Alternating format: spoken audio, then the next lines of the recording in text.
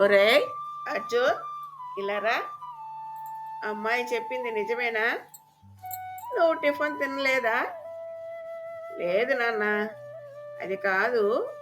నాకు కొంచెం కడుపులో బాలేదు, అందుకే టిఫిన్ వద్దన్నది.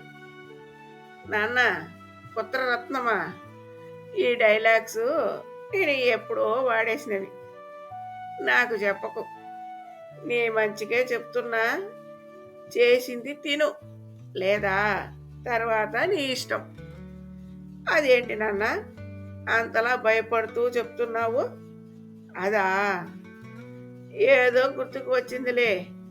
దాని ఫలితమే ఈ భయం. నిన్ను అంతలా భయపెట్టే వాళ్ళు ఉన్నారా?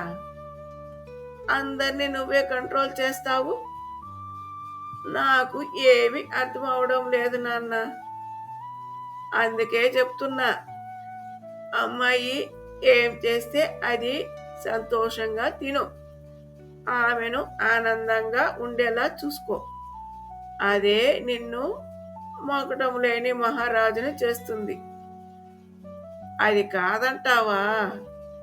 తర్వాత ఏముంటుందో, ఏం జరుగుతుందో వర్ణించడం కష్టం రా నాయనా.